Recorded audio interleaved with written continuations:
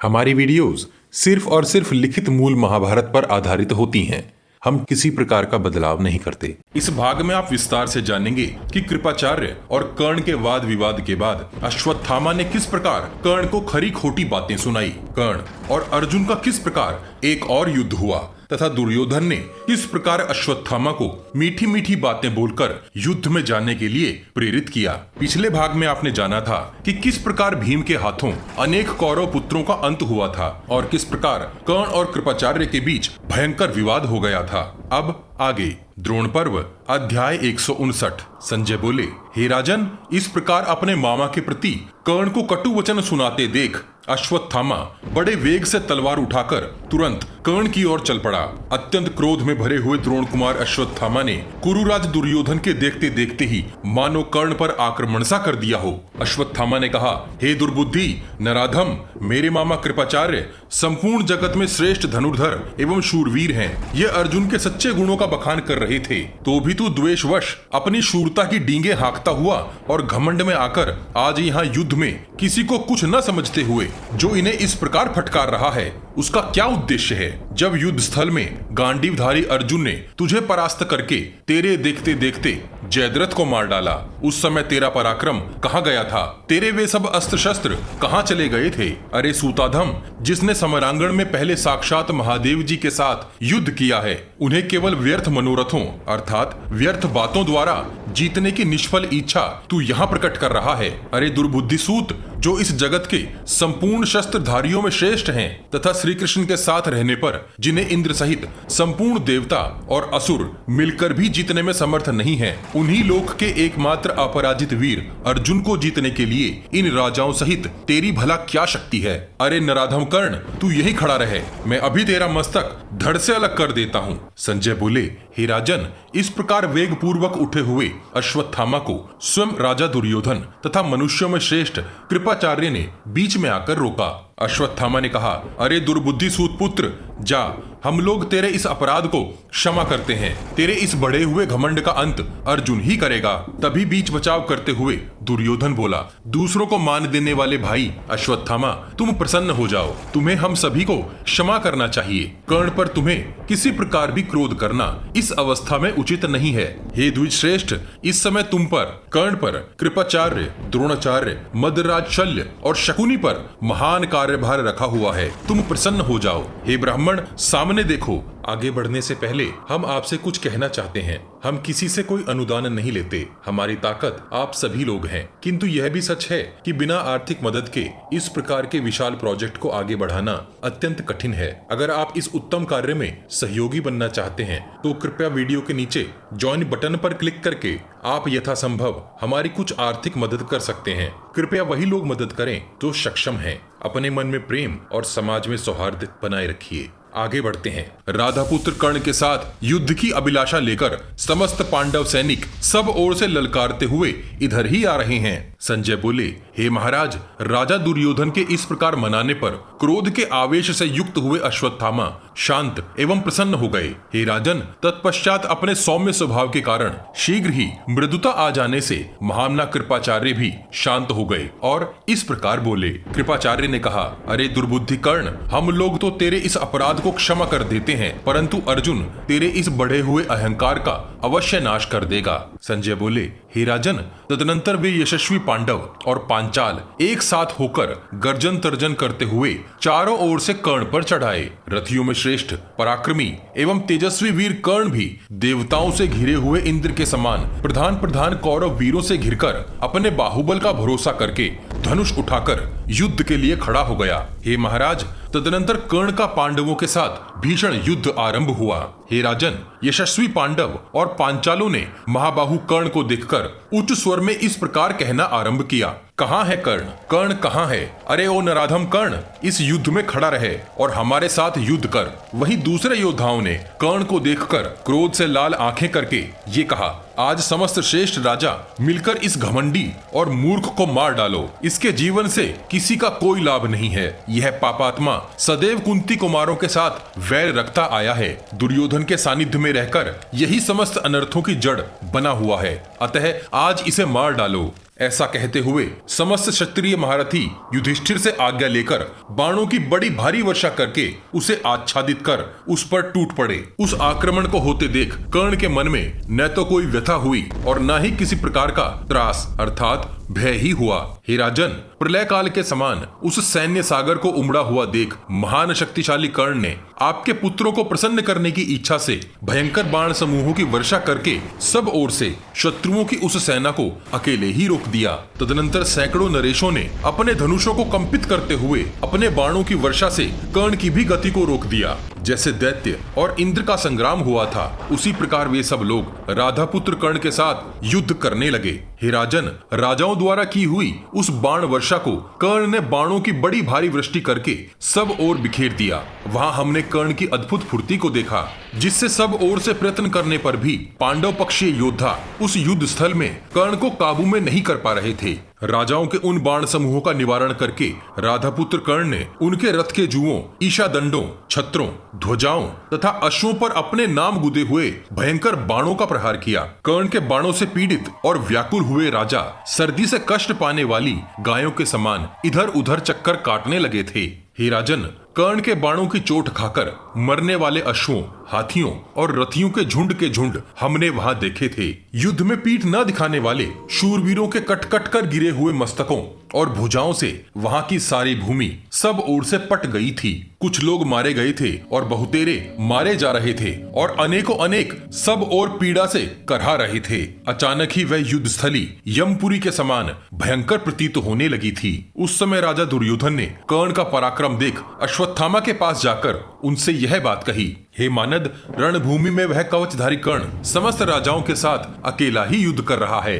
देखो, कर्ण के बाणों से पीड़ित हुई यह पांडव सेना कार्तिकेय के द्वारा नष्ट की हुई असुर वाहिनी के समान भागी जा रही है। बुद्धिमान कर्ण के द्वारा रणभूमि में पराजित हुई इस सेना को देखकर कर्ण का वध करने की इच्छा से वह अर्जुन आगे बढ़ा आ रहा है। अतः हम लोगों के देखते देखते ही अर्जुन जैसे भी हो कर्ण को न मार सके वैसी नीति को काम में लेना चाहिए। तब दैत्य सेना पर आक्रमण करने वाले इंद्र के समान अर्जुन को कौरव सेना की ओर आते देख अश्वत्थामा, कृपाचार्य, शल्य और महारथी कृतवर्मा कर्ण की रक्षा करने की इच्छा से अर्जुन का सामना करने के लिए आगे बढ़े। हे राजन, उस समय वृत्रासुर पर चढ़ाई करने वाले इंद्र के समान पांचालों से घिरे हुए अर्जुन ने भी कर्ण पर धावा किया था। धृतराष्ट्र ने पूछा, हे संजय, काल और यम के समान क्रोध में भरे हुए अर्जुन को देखकर कर्ण ने उन्हें किस प्रकार उत्तर दिया, अर्थात किस प्रकार उनका सामना किया था। कर्ण सदा ही अर्जुन के साथ स्पर्धा रखता था और युद्ध में अत्यंत भयंकर अर्जुन को पराजित करने का सदैव विश्वास प्रकट करता था। अरे संजय, उस समय अपने सदा के वैरी अर्जुन को सहसा अपने सामने पाकर कर्ण ने उन्हें किस प्रकार उत्तर देने का निश्चय किया। संजय बोले, हे राजन, जैसे एक हाथी को आते देख दूसरा हाथी उसका सामना करने के लिए आगे बढ़ता है, उसी प्रकार पांडुपुत्र धनंजय को आते देख कर्ण बिना किसी घबराहट के उसका सामना करने के लिए आगे बढ़ा। वेग से आते हुए कर्ण को अर्जुन ने अपने सीधे जाने वाले बाणों से आच्छादित कर दिया और उधर कर्ण ने भी अर्जुन को अपने बाणों से ढक दिया। पांडुपुत्र अर्जुन ने पुनः अपने बाणों के जाल से कर्ण को आच्छादित कर दिया। तब क्रोध में भरे हुए कर्ण ने 3 बाणों से अर्जुन को बींध डाला। शत्रुओं को संताप देने वाले महाबली अर्जुन कर्ण की इस फुर्ती को देखकर सहन न कर सके। उन्होंने कर्ण पर शिला पर तेज किए हुए तीक्ष्ण अग्रभाग वाले 300 बाण छोड़े। उन्हीं के बीच बलवान अर्जुन ने हंसते हुए से एक नाराज बाण के द्वारा कर्ण की बाएं भुजा के अग्रभाग पर चोट पहुंचाई। उस बाण से घायल हुए कर्ण के हाथ से उनका धनुष छूटकर गिर गया। फिर आधे निमेष में ही अर्थात तुरंत ही उस महाबली वीर ने पुनः वही धनुष उठाकर एक सिद्धहस्त योद्धा की भांति अपने बाण समूह की वर्षा करके अर्जुन को ढक दिया। हे राजन, कर्ण द्वारा की हुई उस बाण वर्षा को अर्जुन ने मुस्कुराते हुए से बाणों की वृष्टि करके नष्ट कर दिया। जैसे 2 जंगली हाथी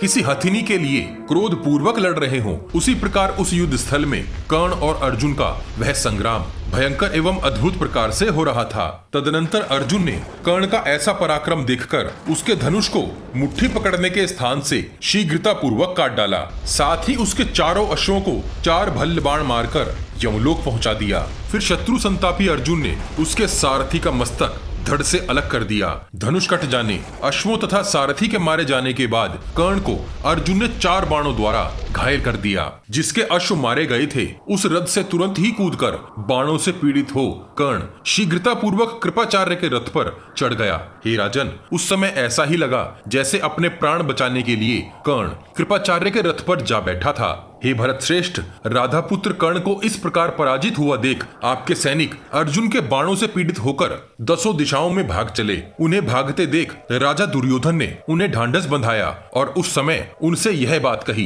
हे क्षत्रिय शिरोमणि शूरवीरों, ठहरो, तुम्हें इस प्रकार पलायन करने की कोई आवश्यकता नहीं है। मैं स्वयं ही अभी अर्जुन का वध करने के लिए युद्ध भूमि में चलता हूँ। हे वीरों, मैं स्वयं ही पांचालों और सोमकों सहित इन कुंती कुमारों का वध कर डालूंगा।